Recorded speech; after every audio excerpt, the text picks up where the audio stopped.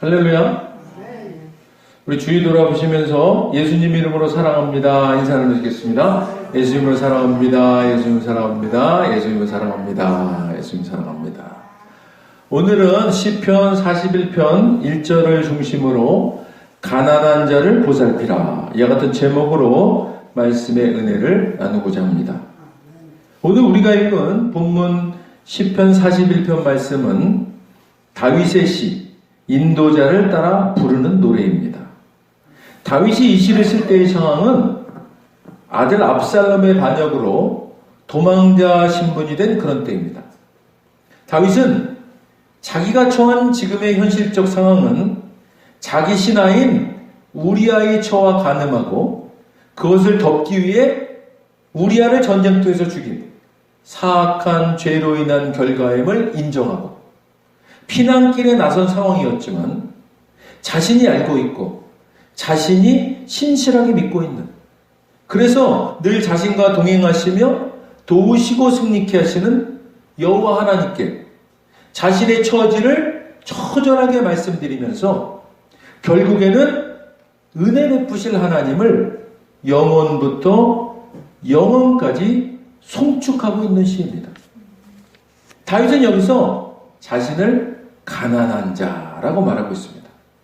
여기서 가난한 자의 히브리어 원어 달은 시계추 또는 나뭇가지들처럼 매달려 있거나 흔들리는 어떤 물건을 의미합니다.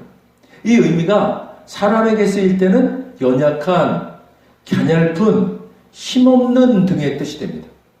그러니까 이것은 사람이 빈곤이나 질병 등으로 바짝 마르거나 도움받을 곳이 없는 상태나 아주 열악하고 절박한 환경에서 이웃의 도움이 절실히 필요한 사람들을 말하는 것입니다. 사랑하는 여러분, 다윗은요, 부족한 것이 1도 없었던, 한 개도 없었던 이스라엘의 왕이었습니다. 그런데요, 지금은 그 모든 게 다 부족한 것 투성이인 상태에 처해져 있는 것입니다. 물질만 부족합니까? 환경만 열악합니까? 사람이 물질이 부족한 것은 그래도 견딜 수 있습니다. 사람이 환경이 열악해진 것도 그래도 견딜만 합니다. 그런데 사람을 제일 견딜 수 없게 만드는 것은 마음의 어려움입니다.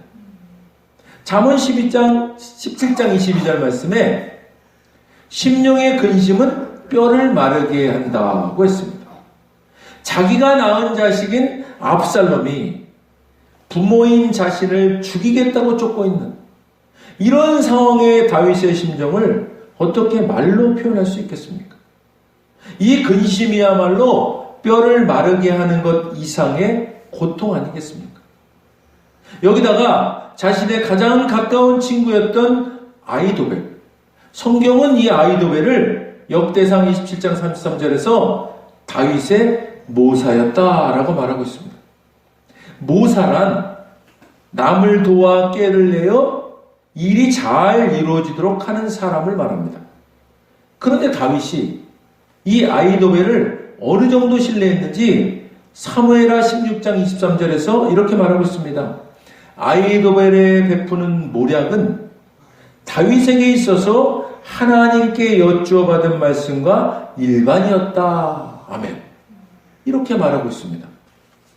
다윗은요, 하나님께 여쭈어 받은 말씀과 같은 무게와 같은 신뢰를 했던 아히도벨이 지금은 압살롬 편에 붙어서 자신을 조롱하고 비참하게 만들고 잡아 죽이고자 하는 일에 구체적인 방법을 알려주고 있는 가장 믿고 의지했던 사람으로부터 철저히 배신당한 상황에 다윗의 심정, 그것이야말로 뼈를 마르게 하고 창자가 끊어지는 것과 같은, 아니 어쩌면 그보다 더한 심령의 고통의 상황이었을 것입니다. 사랑하는 여러분, 하나님께서는 다윗을 통해 가난한 자란 어떤 사람들인지를 말씀하시고 계신 것입니다. 하나님은 연약한 모든 자들을 가난한 자들이라고 말씀합니다. 물질이 부족하고 궁핍한 자, 육신이 약하거나 병든 자, 정신적, 심적으로 고통 가운데 있는 자, 영적 기아 상태에 있는 자, 이 모든 자들이 우리에게는 가난한 이웃들인 것입니다. 하나님께서는 저와 여러분에게 이 가난한 이웃들을 보살피라고 하십니다. 가난한 자를 보살피는 자에게 복이 있다고 하시는 거예요. 할렐루야. 보살펴라. 어떻게 하는 것이 보살피는 것일까요? 보살피다의 히브리어 원어인 사칼은 바라보다, 관심을 가지고 마음을 기울이다, 그 사정을 알아주다의 뜻입니다. 그러니까 하나님께서는 우리 주위의 가난한 자들을 바라보고 관심을 가지고 마음을 기울이고 그 사정을 알아주라는 것입니다. 그러면 우리 주위에 어떤 가난한 자들이 있습니까? 첫째는요, 물질적으로 어려운 가난한 이웃들이 있습니다. 하나님께서 다윗을 통해서 주시는 가르침은 물질적으로 가난한 이웃에게는 그 형편과 사정을 살펴서 실질적인 경제적 도움을 주라는 것입니다. 마태복음 10장 42절에서 또 누구든지 제자의 이름으로 이 작은 자 중 하나에게 냉수 한 그릇이라도 주는 자는 내가 진실로 너에게 이르노니 그 사람이 결단코 상을 잃지 아니하리라 하시니라. 아멘. 사랑하는 여러분, 하나님께서는 작은 자에게 냉수 한 그릇 줄 수 있는 정도의 작은 베품을 천국에 이르는 길이라고 할 정도로 귀하게 말씀하시고 계시는 것입니다. 그러니까 우선은 가난한 자를 향한 마음이 중요한 것이고, 그 마음의 출발점으로 작은 것들부터 실천하는 그 나눔과 베품을 하나님은 천국에 이를 만큼의 큰 상으로 크게 기뻐하시고 칭찬하신다는 것입니다. 사랑하는 여러분, 우리가 많게 가졌던 적게 가졌던 우리가 받아 누리고 있는 물질보다 적게 가진 자들과 나누어야 합니다. 야고보서 2장 15절에서 17절입니다. 만일 형제나 자매가 헐벗고 일용할 양식이 없는데 너희 중에 누구든지 그에게 이르되 평안히 가라, 덥게 하라, 배부르게 하라 하며 그 몸에 쓸 것을 주지 아니하면 무슨 유익이 있으리요. 이와 같이 행함이 없는 믿음은 그 자체가 죽은 것이라. 아멘. 사랑하는 여러분, 우리보다 못한 이웃이 있다면 생각으로만 말로만 하는 것이 아니라 실제적으로 도움을 주라는 것입니다. 물질의 크고 작음보다 더 중요한 것은 실제적으로 행하는 손과 발입니다. 이것이 바로 행하는 믿음인 것입니다. 둘째로는요, 우리 주위에 육신이 약하고 병든 자들이 있습니다. 우리는 이들을 위로하고 격려하고 돌보아야 합니다. 이들에게 가장 시급하게 필요한 것은 진심 어린 따뜻한 위로와 격려입니다. 그런데 우리 주위에는 열심 있는 신앙인들일수록 욥의 아내와 친구들처럼 흔히 범하는 중대한 실수가 있습니다. 지독한 율법의 잣대로 질병의 원인을 자신의 죄에서 찾아보라고 몰아붙이는 것입니다. 무엇보다도 우선적으로 위로와 격려의 말 한마디가 절실한 사람에게 하나님 앞에 신실해야 한다고 하면서 회개하라고 촉구하곤 합니다. 또 다른 많은 사람들은 당사자에게 비록 말로 하지는 않지만 속으로는 같은 생각을 가지고 정죄하려 듭니다. 그러나 사랑하는 여러분, 구원받아 은혜 아래 있는 자에게 결코 정죄함은 없는 것입니다. 우리는 하나님의 자리에 서고자 하는 판단하는 자리가 아니라 하나님께서 우리에게 행하신 사랑과 은혜의 마음을 약하고 병든 자들에게 우리가 하나님의 통로가 되어 전하는 것입니다.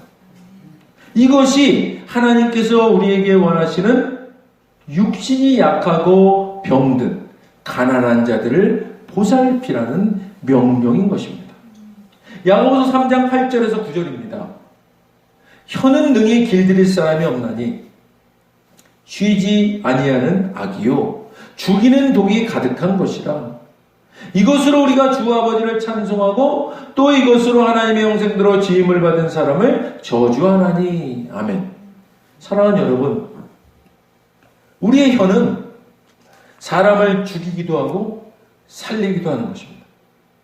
우리의 진심 어린 말 한마디가 질병 가운데 낙심해 있는 이웃을 병상에서 일으켜 회복시킬 수 있는 능력이 있는 것입니다.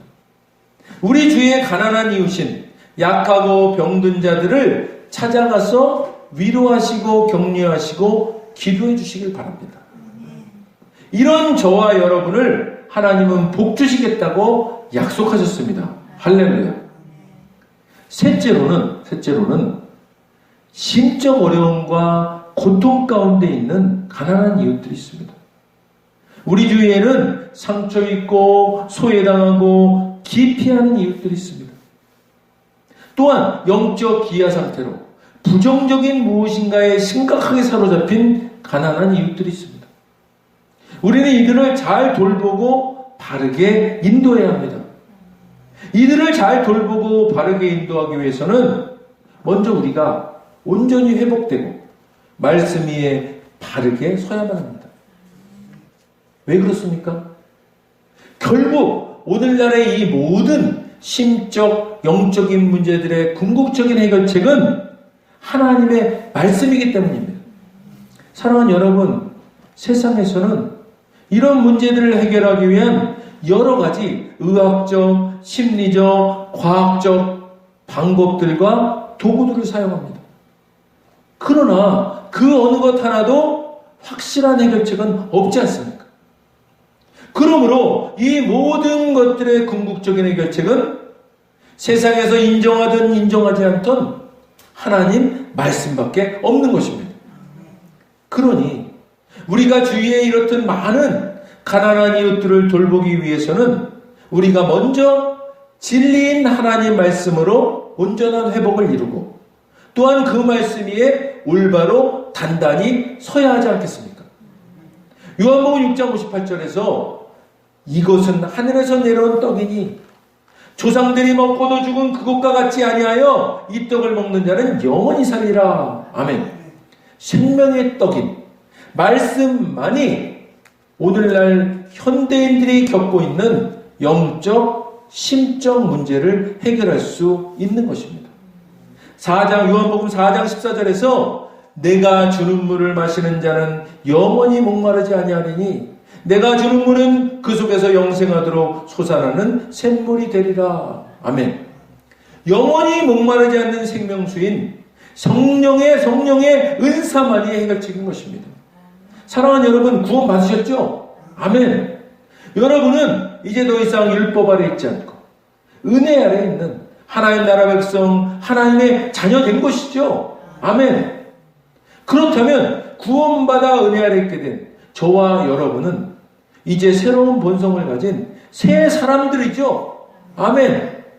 자, 이 질문은 이제 하나님께서 우리를 보실 때 하나님은 늘 예수님을 통해 우리를 보시기 때문에 우리를 의롭다고 하신다는 말씀입니다. 우리 자신이 의로워서가 아니라 예수님의 의로우심을 우리가 덧입었고 하나님은 예수님의 그 의로움을 입은 우리를 보시기 때문에 의로운 새 사람으로 여기신다는 뜻입니다. 그러므로 새 사람 된 우리는 이제 새로운 본성을 가진, 그래서 새로운 본성을 나타내는 존재 되었다는 것입니다. 새로운 본성이란 성령의 9가지 열매, 사랑, 희락, 화평, 오래 참음, 자비, 양선, 충성, 온유, 절제를 가진 것을 말합니다. 그래서 이제 저와 여러분은 마땅히 성령의 9가지 열매, 사랑, 희락, 화평, 오래 참음, 자비, 양선, 충성, 온유, 절제를 드러내며 사는 것이 저와 여러분인 것입니다. 이처럼 자신을 정확히 알고 그렇지 못한 자신의 모습을 볼 때마다 그래, 이런 내가 무슨 구원받아 새 사람이 됐다는 거야 하면서 좌절하는 것이 아니라 그 모습은 이미 십자가에서 죽임당한 자신의 옛사람임을 깨닫고 아 그래, 나의 본 모습은 성령의 9가지 열매를 드러내는 것인데 그렇지 못한 모습이 나타났음을 회개합니다.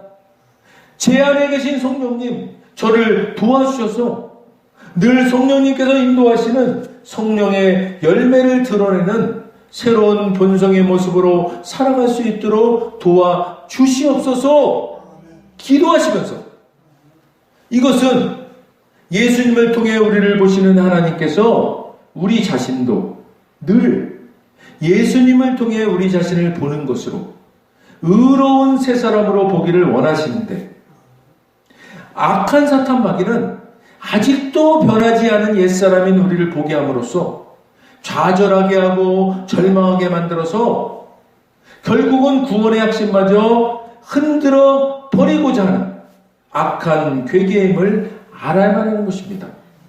사랑하는 여러분, 이것이 은혜 회복입니다. 은혜의 본질을 정확히 아는 것이 회복의 지름길입니다.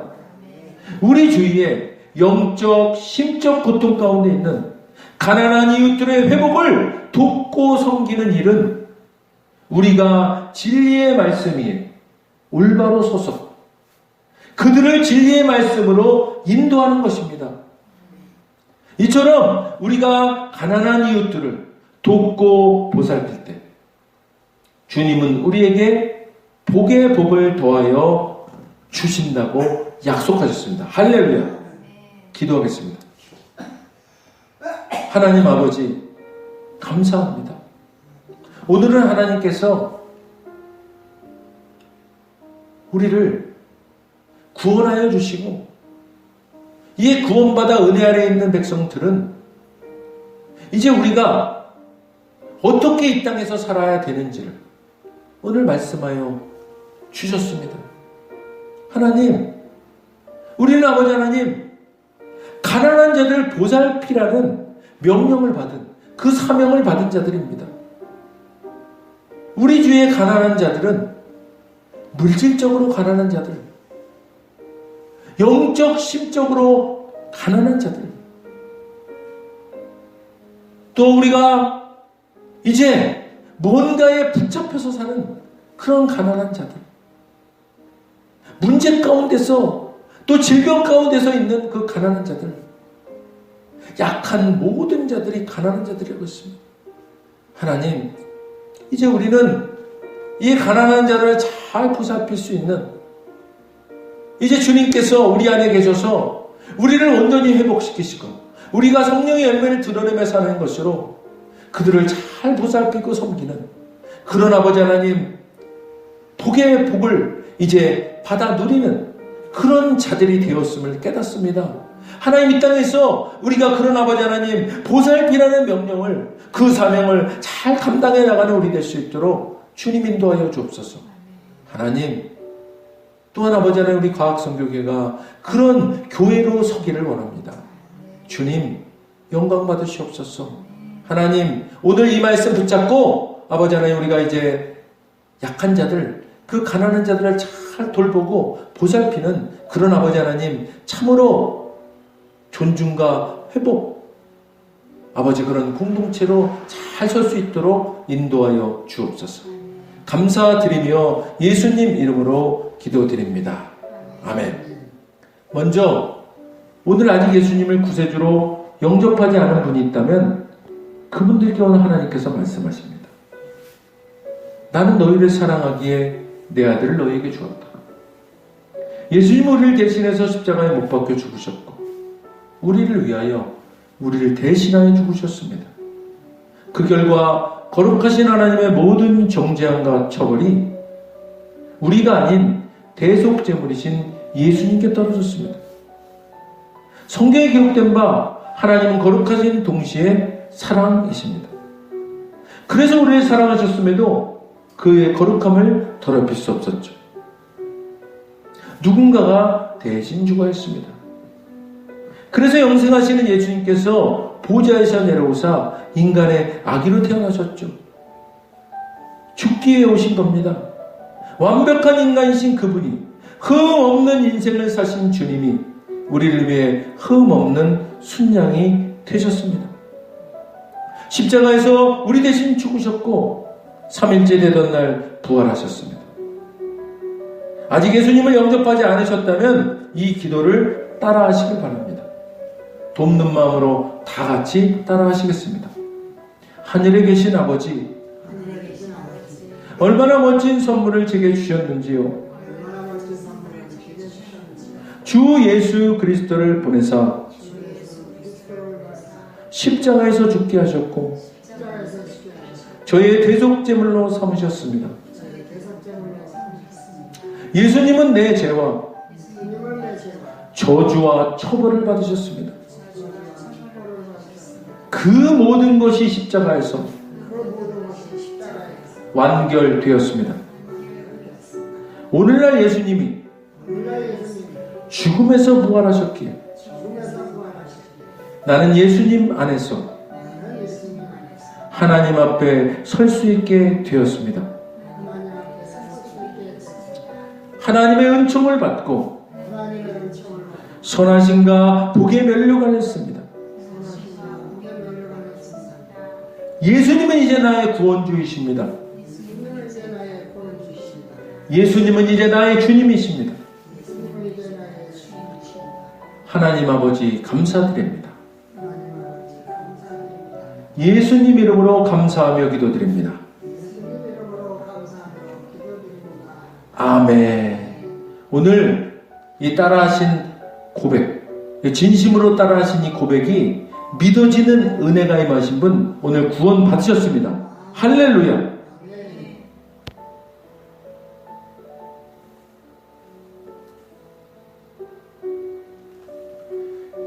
이제 예수님의 몸과 피를 먹고 하시는 거룩한 성찬을 행하도록 하겠습니다.